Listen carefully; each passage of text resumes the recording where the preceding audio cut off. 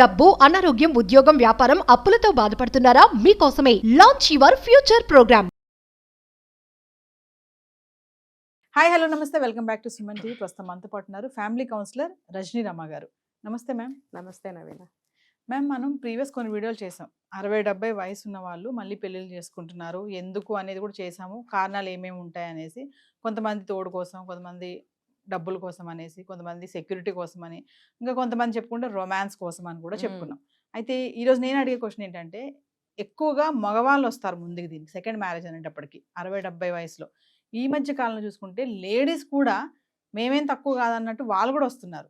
మేము కూడా second marriage చేసుకుంటాం, మాకు కూడా తోడు కావాలి, నాకు ఆస్తిపాస్తులు ఉన్నాయి, నన్ను పెళ్లి చేసుకుంటే నా ఆస్తి అంతా నీకు ఇస్తాను, ఇంత షేరింగ్ చేసుకుంటాం, ఇట్లా అంటున్నారు. అంటే సెకండ్ మ్యారేజ్ చేసుకునే ఆడవాళ్ళు ఏం విషయాలు చూసి వాళ్ళు పెళ్లి చేసుకోవాలి అంటారు? ఎక్కడ వాళ్ళు మళ్ళీ మిస్టేక్ చేస్తే మళ్ళీ ఇబ్బందులు పడతారు కదా, అది ఎంతవరకు కరెక్ట్ అంటారు? అసలు ఏం విషయాలు వాళ్ళు జాగ్రత్తగా ఉండాలి అంటే ఏం చెప్తారు? మెయిన్ కొంతమంది డివోర్స్ తీసుకున్న వాళ్ళు కూడా సెకండ్ మ్యారేజ్కి వెళ్తున్నారు. హస్బెండ్స్ కానీ వైఫ్స్ కానీ డెత్ పోతే కూడా సెకండ్ మ్యారేజ్కి వస్తున్నారు. ఇది రెండు విషయాలు. ఒక వైఫ్ కానీ హస్బెండ్ కానీ పోయిన తర్వాత సెకండ్ మ్యారేజ్ చేసుకోవాలనుకునే దాంట్లో ఉద్దేశం వేరు, డివోర్స్ తీసుకున్న తర్వాత ఇంకో మ్యారేజ్ చేసుకుందాం అనుకునే దాంట్లో ఉద్దేశం వేరు. ఉద్దేశం కరెక్ట్గా ఉండాలి. అప్పుడు ఏంటంటే, ఈ డివోర్స్ తీసుకున్న తర్వాత సెకండ్ మ్యారేజ్ చేసుకుందాం అని ముందుకు వస్తారే, వాళ్ళల్లో సమస్యలు చాలా ఎక్కువగా ఉంటాయి. అంటే ఈ భర్తలు భార్యలు చనిపోయిన తర్వాత చేసుకునే సెకండ్ మ్యారేజెస్లో కూడా కొన్ని ఇబ్బందులు కలుగుతాయి. ఇది సరిగ్గా అర్థం చేసుకుని ముందు అడుగు వేయాలని నేను చెప్తున్నాను.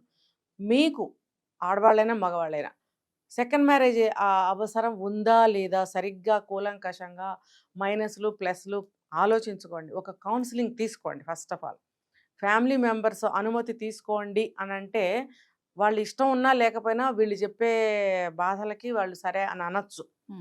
మీరు పెద్దవారుగా మీరు ఆలోచించండి. ఇప్పుడు లైఫ్లో స్టేజెస్ ఉంటాయి కదా, బాల్యం, యవ్వనం, తర్వాత మధ్య వయసు, తర్వాత వృద్ధాప్యం, తర్వాత ఆశ్రమవాసం అని ఇలా ఉంటాయి స్టేజెస్. ఇప్పుడు ఏ వయసుకి అది అనుభవిస్తూ రావాలి అనేది ప్రకృతి ధర్మం.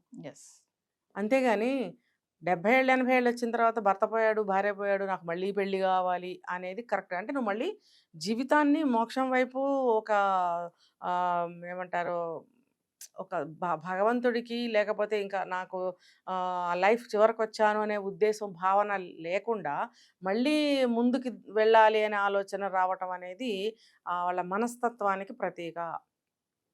నెంబర్ 1. నెంబర్ 2, నాకు ఏ దిక్కు లేదు, నన్ను చూసేవాళ్ళు లేరు, నాకు నీళ్లు పోసేవాళ్ళు లేరు, నోట్లో నీళ్లు పోసేవాళ్ళు లేరు, అందించేవాళ్ళు లేరు, నన్ను పలకరించేవాళ్ళు లేరు అని ఎక్కువగా మగవాళ్ళు కంప్లైంట్స్ చేస్తున్నారు. ఇదే సమస్య కొంతమంది ఆడవాళ్ళకు కూడా ఉంటుంది. 80 సంవత్సరాలు లేకపోతే 90 సంవత్సరాలు వచ్చిన మగవాళ్ళు కూడా సెకండ్ మ్యారేజ్ చేసుకుంటాము మాకు సహాయానికి అని కొంతమంది అడుగుతున్నారు. మరి అదే 80 ఏళ్ళు 90 ఏళ్ళు వచ్చిన ఒక స్త్రీ ఎవరిని పెళ్లి చేసుకోవాలి? ఆమె ఏం చేయలేదు, కానీ ఆమెకు కూడా ఒక సహాయం కావాల్సినప్పుడు ఆమెని ఎవరు పెళ్లి చేసుకుంటారు? ఆమెకి ఎవరు అందింపులు చేస్తారు? మంచినీళ్ళు, నీళ్ళు, పాలు, టీలు, భోజనాలు, ఆమెకి స్నానాల గదిలోకి తీసుకెళ్ళి స్నానం చేయించడం, బట్టలు కట్టడం. ఆ వయసు వస్తే ఇంకంతే కదా. కొంతమంది వాళ్ళ కాళ్ళ మీద వాళ్ళు నడుస్తారు, కొంతమంది నడవలేకపోతారు. మరి అటువంటి వాళ్ళ పరిస్థితి ఏంటి? కాబట్టి ఇవన్నీ కూడా బాగా ఆలోచించాలి. అంటే మాకెందుకు, మాది బాగుంది, మేము చేసుకోవాలనుకుంటున్నాం, అలాంటి వాళ్ళ గురించి మాకెందుకు అని రావచ్చు. అంటే వాళ్ళ గురించి మమ్మల్ని ఆలోచించమని నేను చెప్పట్లేదు, ఎవరికి వాళ్ళు ఆలోచించుకోండి అని చెప్తున్నాను. ఇప్పుడు ఒక 70-80 ఏళ్ళ వయసు ఉన్న మగవాడు ఒక స్త్రీని పెళ్లి చేసుకోవాలనుకుంటాడు. అంటే ఎంత వయసులో చేసుకోవాలనుకుంటున్నారు అన్నప్పుడు 60-65 ఏళ్ళు అట్లా అని అంటున్నారు. అంటే 65 సంవత్సరాలు వచ్చిన ఒక స్త్రీకి ఎంత ఓపిక ఉంటుంది? అన్ని విషయాల్లో నిన్ను ఫుల్ఫిల్ చేయగలుగుతుందా, సాటిస్ఫై చేయగలుగుతుందా? మీరు అన్నారు కొంతమంది మగవాళ్ళు రొమాన్స్ కోసం పెళ్లి చేసుకోవాలనుకుంటున్నారు. ఆ వయసులో ఆవిడ రొమాన్స్లో కుదురుతుందా? అసలు మీకు కుదురుతుందా? ఇవన్నీ కూడా మీరు ఆలోచించుకోవాల్సిన విషయాలు. 65 సంవత్సరాలు పైబడిన స్త్రీ అంత శక్తి ఉంటుందో ఉండదో, వంట చేసే శక్తి, ఇంట్లో పనులు చేసే శక్తి, నీకు బెడ్లో షేర్ చేసుకునే శక్తి, ఇవన్నీ ఉంటాయా లేదో తెలియదు. అలానే నువ్వు 45, 40, 35 ఏళ్ల వయసు అమ్మాయిని చేసుకుంటే సమాజం మిమ్మల్ని ఏ రకంగా చూస్తుందో అది మీకు తెలుసు. అలా ఎవరైనా అలాంటి అమ్మాయిని చేసుకోవాలన్న ఆలోచన ఎవరికన్నా ఉంటే అలాంటి అమ్మాయిలు మీ దగ్గర మీరు కోరుకున్నట్టు ఉండరు. మీ ఆస్తిపాస్తులు తీసుకుని ఆవిడ జంప్ చేస్తుంది. కాబట్టి స్త్రీలు కూడా ఆలోచించుకోవాలి. మనం ఒకవేళ సెకండ్ మ్యారేజ్ చేసుకోవాలని అనుకుంటే ఏ పరిస్థితిలో చేసుకోవాలనుకుంటున్నాము? దిక్కుమొక్కు లేదు. మీరు అన్నట్టు కాస్త కోస్త ఆస్తిపాస్తులు ఉన్నాయి. మమ్మల్ని ఒక ఒక చెట్టు నీడ కింద ఉంచినట్టుగా మమ్మల్ని ఉంచి ఏదో సమయానికి ఒక మనిషిని పెట్టుకొని వంట చేయించుకొని ఆయనతో పాటు నాకు కూడా ఒక ముద్ద పెట్టి షెల్టర్ ఇస్తే చాలు, నాకు ఒక మనిషి రక్షణ కావాలి అనుకున్న స్త్రీలు ఎవరన్నా ఉంటే మరి అలాంటి స్త్రీలను చేసుకుంటారా? ఇది ప్రశ్న. కాబట్టి ఈ స్త్రీలు ఆలోచించుకోవాలి. ఈ ప్రశ్న ఇద్దరికి, మగవాళ్ళకి ఆడవాళ్ళకి కూడా, ముఖ్యంగా చేసుకోవాలనుకుంటున్న స్త్రీలకి మరీ ముఖ్యంగా ఈ ప్రశ్న. అంటే ఆ వయసులో మేడం మీరు ఇలాంటి సమస్యలు వస్తాయని చెప్తున్నారు. ఓకే, పెళ్లి చేసుకోకుండా పోనీ సహజీవనం చేస్తామని కొంతమంది ఉంటున్నారు. పెళ్లి వద్దు, ఫ్రెండ్లీగా ఉందాం, సహజీవనం చేద్దాము, ఇష్టమైనప్పుడు ఉంటాం, కష్టమైనప్పుడు మళ్ళీ విడిపోదాం అని అంటున్నారు. అది ఎంతవరకు కరెక్ట్ అంటారు? అందులోనే ఉంది సమాధానం. అది కరెక్టా? ఇష్టమైన రోజులు ఉంటాం, విడిపోతాం అంటే అది ఎందుకు చేసుకున్నారు? ఆ ఉద్దేశం ఏమైంది అక్కడ? ఇష్టమైన నాళ్ళు ఉండి విడిపోదాం అనుకోవటానికి మీరు ఏమైనా యంగేజా? ఆ వయసు ఏంటి? ఆ వయసులో మీరు మళ్ళీ విడిపోతే మళ్ళీ ఎక్కడికి వెళ్ళాలి ఇద్దరు? మళ్ళీ ఏం చేయాలి? నేను చెప్పేది ఏంటంటే ఫ్యామిలీ మెంబర్స్, పిల్లలు ఎవరైతే ఉన్నారో వాళ్ళు ఏం చేయాలి? అప్పటి వరకు భార్యాభర్తలు కలిసి అమ్మా నాన్న ఇద్దరు ఉన్నారు. ఇప్పుడు అమ్మగాని నాన్నగాని లేరు.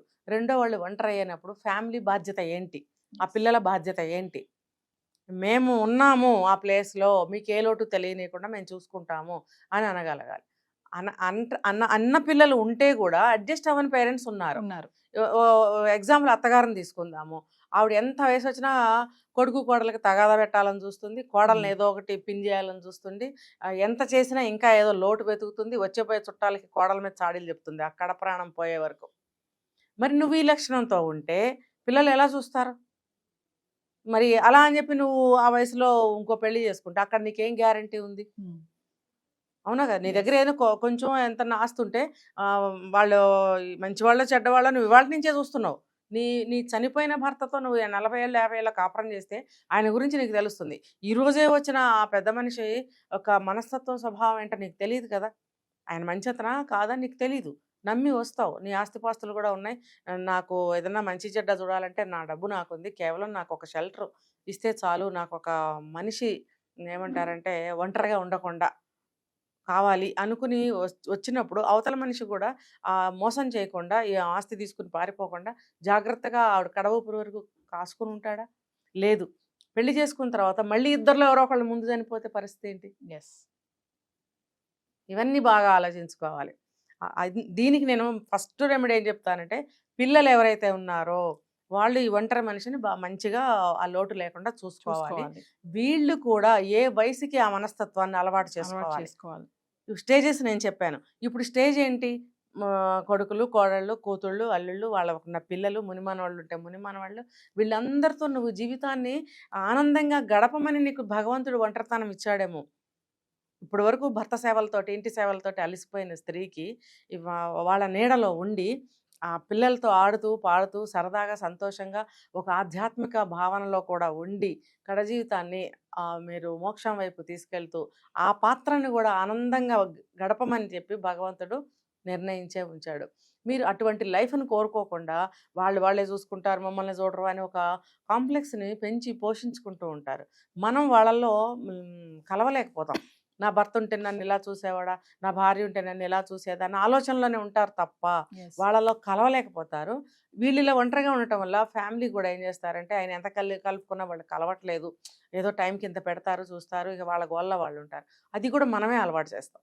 కాబట్టి మనం కూడా వాళ్ళలో కలవటానికి ప్రయత్నిస్తూ ఉండాలి, కలుస్తూ ఉండాలి. వాళ్ళు కూడా కలుపుకుంటూ ఉండాలి. తిన్నా తాగినా ఏం చేసినా మంచి మాట అన్నీ కూడా కలిసి చేసుకుంటూ ఉంటే ఆ ఒంటరితనం అనేది రాదు. ఎవరు పంచనో వెళ్ళి మోసపోతామో లేకపోతే సక్సెస్ అవుతామో తెలియని ఒక షెల్టర్లోకి వెళ్ళడం కంటే ఇది చాలా బెస్ట్. ఇప్పుడు మీరు కన్న బిడ్డలు వాళ్ళు. ముందు భార్య కూడా ఎక్కడి నుంచో వస్తేనే మీకు భార్య భర్త అయింది. ఏదో వేరే ఊరు, వేరే అమ్మ కన్న బిడ్డనే మీరు పెళ్లి చేసుకుంటారు. కానీ ఇక్కడ వీళ్ళు మీరు కన్న బిడ్డలు, మీ రక్తం, మీరు మీ యొక్క ఎథిక్స్తో, వాల్యూస్తో, వ్యక్తిత్వంతో పెంచినటువంటి బిడ్డలు మీరు. ఎంతో కొంత మీ లక్షణాలు మీ పిల్లలకు వస్తాయి, మీ భర్తకు రావు. సహజీవనంలో ఏమన్నా కొన్ని అలవాటు చేసుకుంటే తప్ప మీ లక్షణాలు మీ భర్తకు రావు, మీ పిల్లలకు వస్తాయి.